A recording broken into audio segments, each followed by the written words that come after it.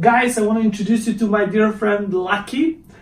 He comes from a game development company. Lucky, can you introduce yourself briefly and tell us what is your company? Just simply to somebody who's hearing first time about your company, what your company does and what you do in the company. Sure.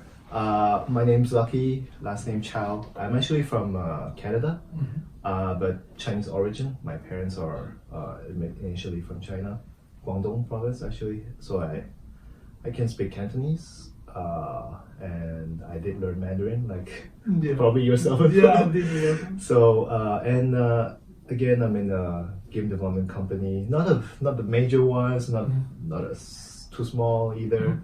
Right now we're about 200 people, and What's the name of the company?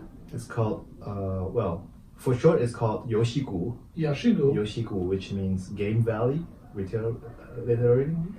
But the long name, every Chinese company, it's Beijing Manyogu 信息科技有限公司, which is Okay. Beijing Manyogu Information Technology Company. And Is there any international name or something in English somebody can check online or read about the company? actually our website is www.yoshigu. Like We're gonna put the pinyin. link. We're gonna put the link .com. so everybody can Yeah. check out. But no, as far as I know, I've been with the company for 3 years now. No, we don't have any. No English. So you were just English. basically focused domestically on the domestic market. Yes, that's actually, you're right. Good guess. That's why we didn't choose any really English names. If we did, then maybe we would have gone that route of publishing the games ourselves. But up to this point, we're still mainly focused on game development and then partnering with domestic publishers or Overseas publishers for the games. Yeah. So can you briefly tell us what are some of the best games you guys have made so far? What are the capturing titles maybe in China and outside of China as well? I would say we're well known in the industry domestically, but overseas, I don't think we had major hits yet. Hopefully in the future. The first major hit that we had was it's called 七雄争霸 in Chinese. It's a browser game back in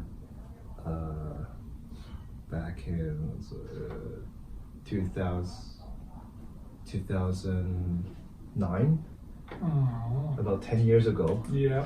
Yeah, and the game is actually still online. Okay. Still running. Do you have active players? Yes, we do. That's why it's still operating. Browser game, and that's the not first game, but the major hit that we had, and it was in partnership with Tencent. back Okay, then. cool. That's So, Lucky, can you tell us how did you end up in game industry?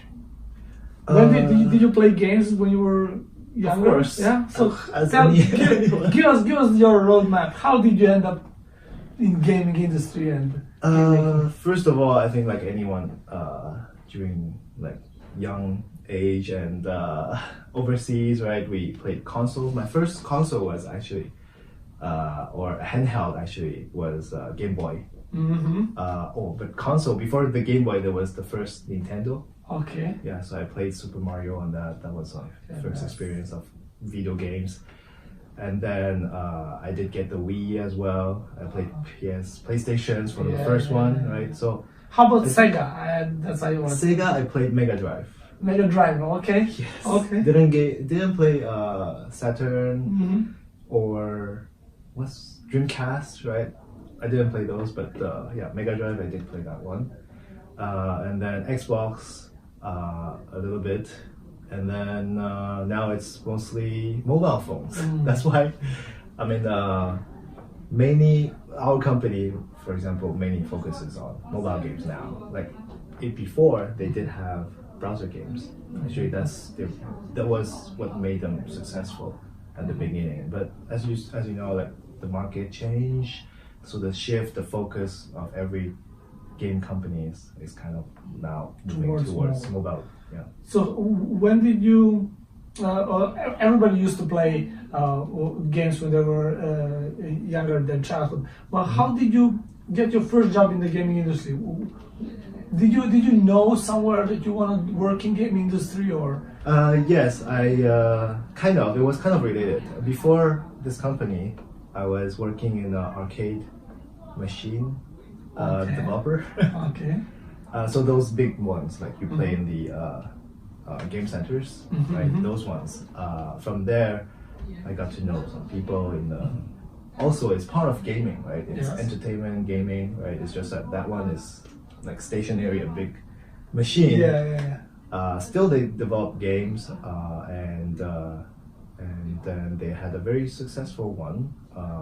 Like I had some colleagues working for a project. That company, like for making the arcades, also had a project for making mobile games. And it was the kind of there was a time that was very popular in China, the fishing game. Fishing game. Yes, so you shoot missiles or nets to the fish, right? And to the pond, like it's kind of like a virtual pond, and you shoot nets or whatever, and to catch fish. And that was very hot, and they migrated that game from arcade to mobile. Okay, cool. And it's been I think they got a partnership with Tencent and stuff like that. And this company that I'm currently working with is also a long partner with Tencent. Okay. So in China, as you know, Tencent has the largest traffic, it's the biggest publisher. Actually, not in China only. It's also in the world, right? Like globally, global games. Yes. So when you joined the mobile game company, you already had some previous experience working with the in the entertainment gaming space. Yes. Was the shift towards mobile hard? Did you kind of have idea what you want to do, what you want to work? How did you? The reason why I'm asking you this is many people are probably trying to get inside the game industry. They're trying maybe for the first time to apply for a job, or they're trying in many ways to get opportunity to work. Maybe if you have some insightful idea, something to share with them, or give a suggestion, like how would they go about to get to a gaming industry job? Well, if I recall correctly, when I first met my current boss, the head of the company, he actually asked me an interesting question. It was, do you play games? Do you love games? I was like, yes, I do. Well, I don't have that much time since I work compared to when I was at school, right? But of course, I love games, and I'm not sure if I know how to make a game, but I do like games, right?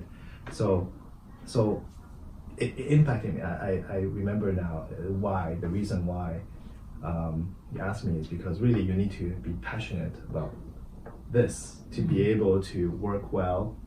Like even nowadays, like I still have to, like I didn't finish like earlier about the introduction. Like my role right now is I report to the COO, Chief Operating Officer.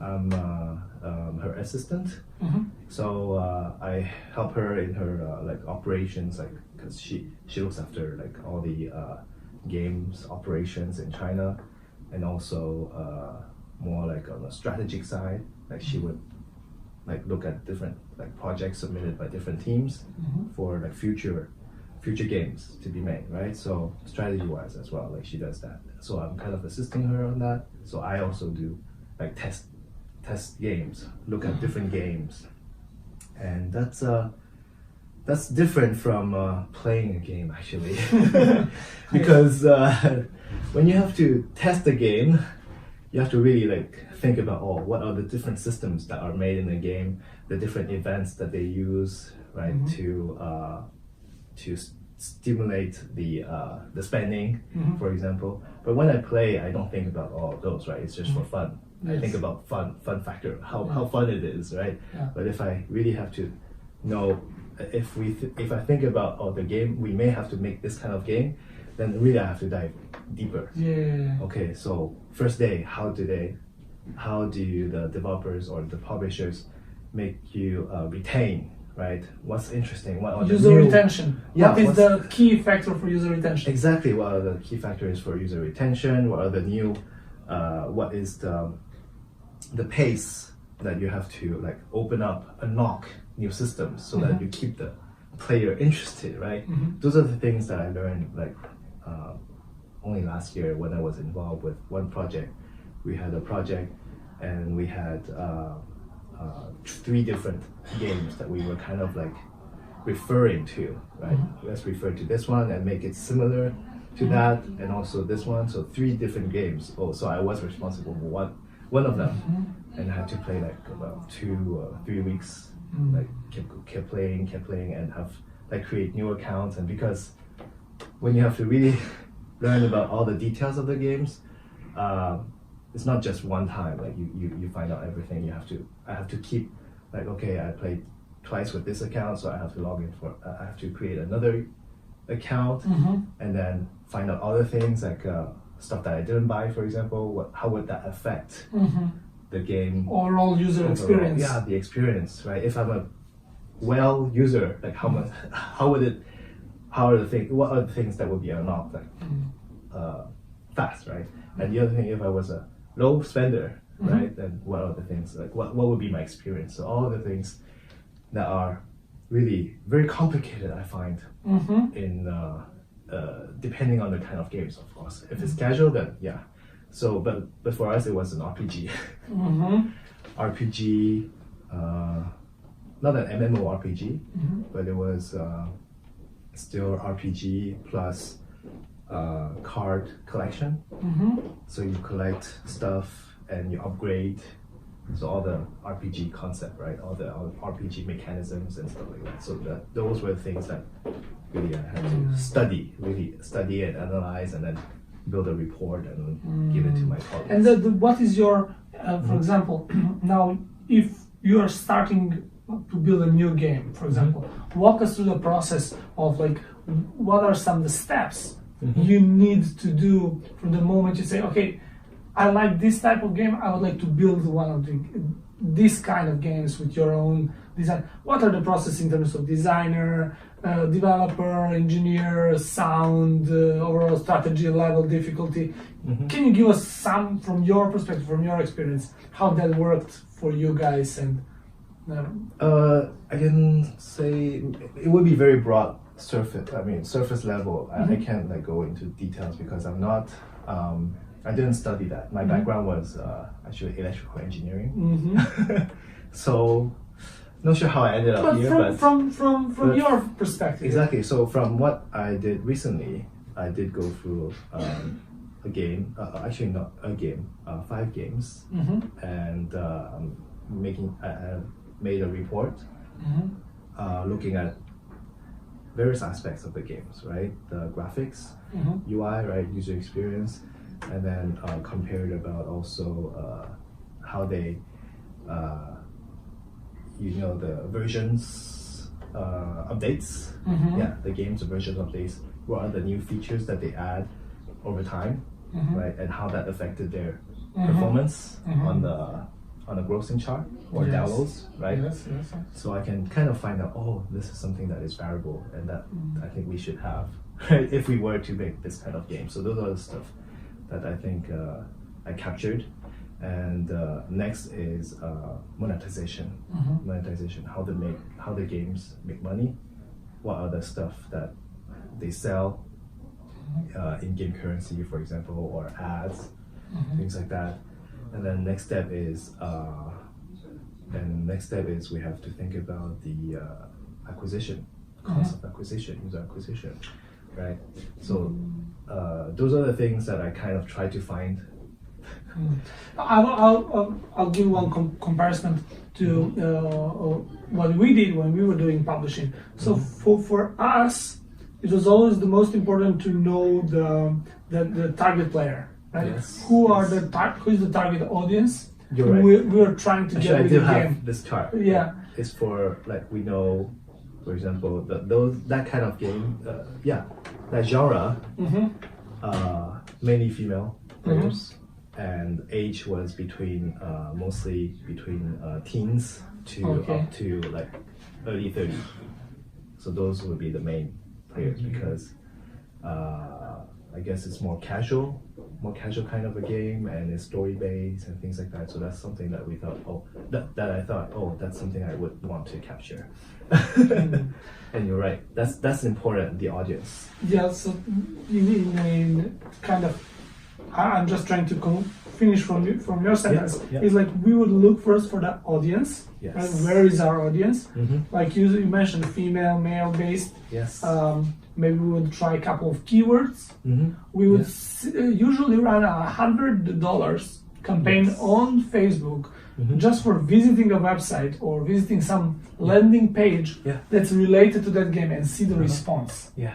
Right? See how many users are eager to like that page or to share that page or leave the comment or just reach out to ask like, hey, when this game is coming out. Yes. And we would use this kind of method before we even start developing the game to see just what is the cost of user acquisition. Yes. And we would also look for the category. What's the usual retention in the category? For example, we've discovered that yes, multiplayer online games you take a lot of time consumed for the players, but puzzle games which are 100 times cheaper to make, which require a good level designer, have in some cases even bigger user retention. So if you have a good puzzle game, there is a group of people who is willing to play that game for hours every day. Right? And if you have good levels and the difficulty level is increasing and you have a business model who is working with this puzzle game, you're on to something with this puzzle game. So we did a lot of testing on this side, and I just think from what you said, that's super close to just what we did and how we did. That's actually the next step that I would suggest that we do before we start developing, as you said, because all that was just research and then all the information gathering and analysis about those are potential games that we could kind of refer to and then make. And then the next step, you're right, like we have to test it out, find out how the users would respond to those kind of like keywords, as you said, and what is the interest that the users may have. Yeah, I do agree. Yeah. And now from some business more related question I have is, for example, did your company ever join some joint venture for a single game, whether it's co-development and then looking for multiple publishers?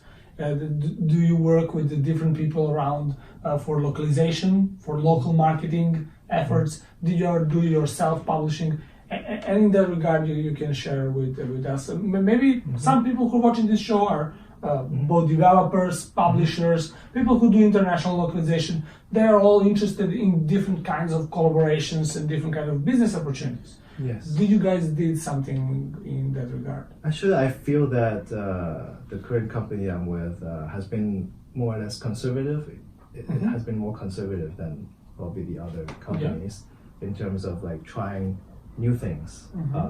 So as I said, we've been more focused on the domestic market because that's what the boss knows better, right? He feels more comfortable because he's a Chinese by himself, Chinese player, right? He can feel how the Chinese players would feel, right? So he can gauge, how well this game is made and whether or not to like go on the project, because it's tough for a game developer, right? Like to really reach the end, like finish the game. Sometimes the game gets slashed, like not just in the middle, like maybe a quarter gets made or even 1/10 get made, or some 90% is made, but still like we feel it's not the right time or it's not whatever factors, and we kill the game, right? So, yes. So this is an interesting. You'll see, guys, when we're talking to many game developers, maybe. Let's not say 90, but 80% of the games get shut down before they're even available to the public. And would you agree to that? Yeah, I do. And earlier you mentioned about partnership, right? I feel that it would have helped like if we had a like trustworthy or a competent partner publisher who could tell us, okay, this is what the market not this is what the market needs now, but in the future, because the game takes time to make, right? But the publishers, when they look for games, they look for the current market. They look for games that are currently available for the current market. But for developers, what's difficult is we have to think about what's going to be hot, what's going to be popular in a year from now. In a year or two, right? Yes. Because of depending on the types of games, like RPGs take maybe like 2 years, but casual games maybe like half a year or even a couple of months, then they can come out, right? But some like bigger games, hardcore games, then take time, right? What I was talking about is because in one of the previous videos I was talking about how the gaming industry is transforming completely going forward compared to 10 years ago and today compared to probably a year from now when we get Google Stadia and other new gaming services. But what I was talking one of the previous shows based on different interview with different people is I'm seeing the future where couple of developers are going to group together to make a game, and they're going to group with a couple of publishers to publish the game in different regions. For example, there is a group of developers and a publisher somewhere in Europe who are looking to do something in China.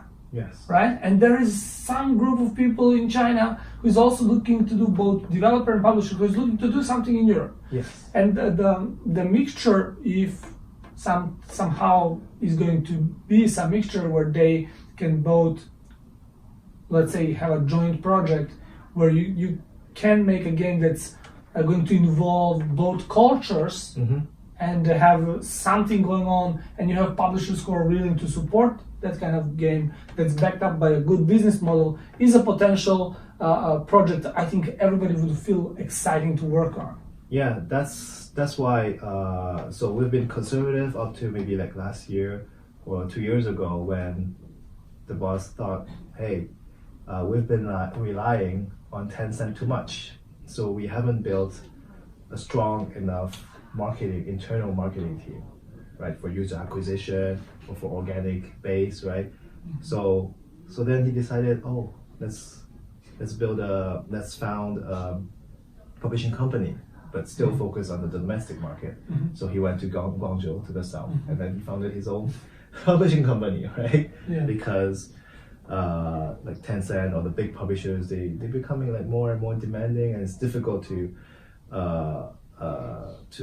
really get keep our up games. with the demands. Yeah, keep up, like get our games to get to them, right? And so publishing, that's the first step, right? We started with publishing. So it's actually a different company, separate company, sister company. So that's, as you said too, so that it completes like the lack of knowing the market and marketing and stuff like that. And the other thing is last year we also started with customization. For example, we look for a studio for a certain kind of game, for example, strategy game, and they're good at it. So hey, how about you make a game for us, right? We custom made kind of. So that's something like a partnership we tried. And then another one is publisher came to us, said, hey, you have a nice game that did very well. How about you modify it, customize it to the way they want, like a different genre kind of, and different theme, right? Same genre, sorry, different theme. Right, it's kind of like reskin, but actually it's more than reskin because we changed a lot. Yeah. Well, what most people know in the reskin business actually is that you get to do something, because reskinning is a big thing. We have seen Blizzard reskin the game Immortal, right? The whole world saw that. The reskinning of the game sometimes can bring a lot of fruits, because you basically already have the working model. Just the team you did is not the one that's drive the traffic. I'm taking an example of a racing game where instead of racing cars, you're racing scooters or Yeah. you're racing spaceships Mhm. with literally similar functionality. Yeah, Just similar the mechanics. design could be something that is driving users to play more and enjoy more, and then you would learn from them what are the features they want to have in the game. Yeah, yeah. Because graphics may be different and things that you collect, right? If it's card based, then those are different as well. So you will have different niche audience, I would say, right? So that's you target different markets, basically, right? Completely agree. On the monetization side, we also had here talked in one show is our monetization strategies have changed in the last couple of years a lot. Do you have any idea what strategies are you looking forward? Is it more pay to play? Is it more some subscription, in-app goods or ads? What is your guys' preferable going forward model?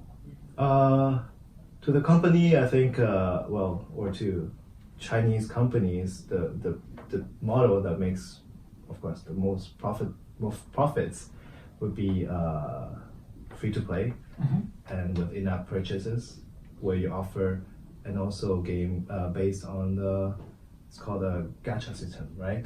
Where you draw for things, you have a probability. Yeah. Right. Yeah. So it's kind of a gambling. A Yeah, little bit, game right? gambling Because, for goods. Chinese people love gambling, Yeah. right? And so that's the model that has worked for many years, right? And that's made companies very successful, like Tencent, NetEase, right? And that's something still we would pursue, but we would also look for a different revenue stream. Like I've been kind of internally in our company advocate for, hey, why not try? Of course, it depends on the game genre, because our games have been hardcore, midcore mostly, so it wasn't appropriate to add monetization. But I'm pushing for that. As the games that we develop, the new games that we develop, they become more and more casual. So I'm introducing and asking them, hey, can you add that, because that's what the market, the players need. The players sometimes are asking for that. I can see some game forums, some players when they discuss about the games, they would be like, hey, we're willing to if you just give us an option, right? We're willing to look at watch the ad and then get just for example 1 diamond or 2, 1 gem or 2, and it's just spending a couple of seconds, right? Maybe 30 seconds to a minute per ad, but they get something in return. Reward ads, right? Yeah, reward ads, right? And that's something I want to try, for our companies, for our new games that we're going to develop, and also maybe passes, subscriptions. That's something I want to also explore, based on, of course, the new games that we develop. If they're a good fit, then yeah, we're going to implement that. Well, I'm a huge fan of trying everything new. So I'm always eager to try something new, because you never know what is going to work. And I'm very focused to be data driven. I mean, okay, there is some idea, there is something going on. It's new. It maybe not make many sense at first, but if you try a little bit of the sample, you can see some results. Yeah. And then compare them to the ones you have and traditional ones, and you can see where they are on the scale. Yeah. And then with maybe proper modification, something new could be working even better than the old ones. Yeah. And I'm always trying to be on the forefront of trying these new things quickly, very quickly, and seeing the results. If the results are good, I'm going to be the first one to talk about it and let everybody know that there is something good cooking, right? Yes. That's absolute. I think every game developer has to try to be innovative, right? And that's how it's going to make your product stand out from the crowd, right? Otherwise, if everything is the same, then why would the player choose yours instead of the others, right? So that's something I definitely agree with. Is we have to always look for new ways to do things, innovative gameplay, innovative rewards and things like that. Because players like myself, why do I play games? Is really for pastime, right? As a hobby and just to not just to kill time, but also to have fun because you know work is so tiring, right? When I play games, I'm more relaxed, and also sometimes I love games that are really visually. How do I say visually joyful, right? And I enjoy like the graphics, enjoy the sound. Those are the things that I want the developers to pay more attention. Would you consider to be more like a single player mode or multiplayer mode? Would you rather grab a game that you can play with everybody else, or you would go single mode, just you and the game, and you play? It depends on the. I guess it depends on the mood. Yeah, if I feel like I want some quiet time, then yeah, single player mostly. But you will find that sometimes multiplayer PvP it also adds to the fun, right? Especially like I played for a while Honor of Kings, Tencent 王者荣耀, Yeah. and it's really fun other than playing just with NPCs, right? That's completely different because it's teamwork, right? Yes. Really, you have to about positions, about timing, and things like that. So work together, basically, right? Like other games as well, like RPGs as well. Like if you're a mage, okay, you have like strong attack power, for example, right? But if you're, for example, what is that? If you can cure people, right? Healer, right? Healer, for example, role. Then you're important, right? You cannot be killed, right? So these are the things that are making the game like more fun that I find like other than if you're just yourself, then you cannot experience that. Like there's the social aspect in games. Why nowadays Fortnite is so popular, right? PUBG, and because the interactions among people, right? And there are things to talk about, right? Oh, this guy did this and that guy did that, and we had a great teamwork. Those are all the social aspects that I think would stay for sure in the games and for people to enjoy as well. So that's why I said both. I enjoy both. It depends on the mood, like of the day or the time of the day, right? Or, like for example, late in the night, of course, I would play by myself, like because no one probably is online at the time, right? And so, but during friends gathering, then yeah, you would play with friends. It's like inviting friends to your house and have like a Mario Kart game. Hey, let's race together, right? So it's more fun. Cool. So Lucky, for what would you what kind of resources would you like? Is there anything you're looking for that anybody can reach out to you, ask for, whether it's advice or with any kind of, you have LinkedIn, right? Yes. Yeah, we can leave the description if anybody's interested in reaching out to you directly. Is there anything you are specifically like looking for, whether it can be from HR to anything you guys need?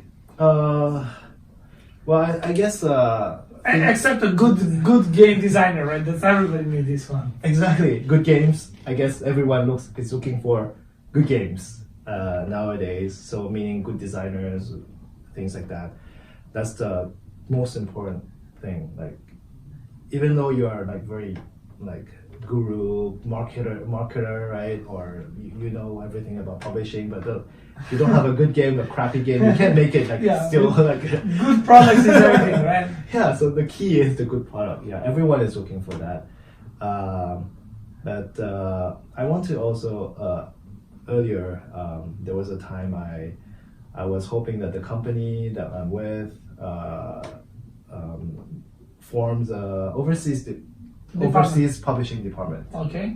Yeah. So that's why I there was a time I did go out and then talk to people and then look for people who may be interested to, hey, let's maybe start a publishing business within a company. It may not be with the same company. It may be like maybe like you guys, or you would have a different entity, right? And do some different business, right? So that's something that I was looking for, like, hey, maybe like have some people in marketing, user acquisition, community management, like also organic like maintenance, right? Like for example, writing articles, writing stuff, right? So that was something that I did. I was looking for talents, as I mentioned to you earlier, looking for talents. And then the other thing was products. I think products is the most important thing, is look at more products, most products as possible. Anything in the market or not in the market yet, what's people are doing, what are people doing, what are they creating, and be just up to speed, I guess, myself, just to keep up with the trends. I guess go to different shows like GDC, for example, and China Joy, yes, that you guys are yeah. representing, right? Yeah. So those would really help for anyone, I guess, really anyone in any aspect. Like if you do localization, then localization, but for what kind of games? There are so many different kinds of games, and recently I heard also from a friend who's in the localization business that there is research involved actually when you do localization. Sometimes when different culture, different really different words, there's a background into it, a history into it, so you have to do some research when it's not just straight word-to-word translation sometimes. Many companies do just word-to-word. That's why we at Enjoy we have partnership with people in many countries to provide the really localized localization. Yes. I mean, it's a local company who can do a little bit of marketing, who can do maybe customer support, who can do a good translation and localization, who can like really the assets, right? who can introduce a good user acquisition campaigns, marketing channels locally, right? So we are looking into this kind of. Actually, I think that would really help. Instead of, for example, us thinking about having an internal publishing team, if we did find someone like or a group that would merge all these services together as a package. Yes. And say, hey, we have this package. You want to go overseas? Okay, we have this package. We can take care, not really all take care, but we can assist you with, let's say, marketing, localization, and then afterwards operations and all that kind of those steps. Then really, I would be willing to it's just about spending money and then taking the time, about communication. I think again about partnership, building the trust, right? About how you work and how we work, make sure that we are in sync. Yes. Right. So that's something really I would consider. Yeah. Right. That's one part of that is what we are trying to do here. Is we are trying to group the good people with good services together, so we can offer to someone like one-stop boutique kind of solution, direct, speed up the communication, and basically stand like some kind of guarantee for certain work that's going to be done. Because it does take a lot of different talents, right? For example, when from what I learned, even though I never did like publishing by myself, but from what I learned, publishing, you have to different channels, for example, right? You have to manage Facebook, you have to manage Google, right? So you need to do those people, right? Really, those talents to be able to like really work properly and get your products running properly, promote it properly. And then the other thing is know the market, right? Community management. Like for example, I do know there are some products, some Chinese-made games that are poorly translated, first of all, but poorly basically there were with the communication with the players are not done properly, for example. In many ways, from what I know, many ways they were choosing the cheapest services when going outside, expecting they are going to achieve some good result. For example, in many ways it happened that the localization company didn't do the work need to be done, or translation have failed in many ways. The games are actually not localized; they're just translated in some ways. Yeah. So those things can be prevented. It's not about it's not money wise. It's mainly, I guess, for spending the right amount, but also getting the good proper quality, right? Yeah. Cool. Lucky, I'm so happy you have been here with us. Lucky from Yoshigu, right? Yoshigu. Yes. Yoshigu. I'm sorry, my Chinese needs to be improved. Thank you guys all for watching. Lucky's link will be in the description, and I encourage you all to reach out to Lucky. And if you have any questions, I'm sure Lucky will be answering you in the comments or something like that. Welcome, guys. Thank you. Bye, guys.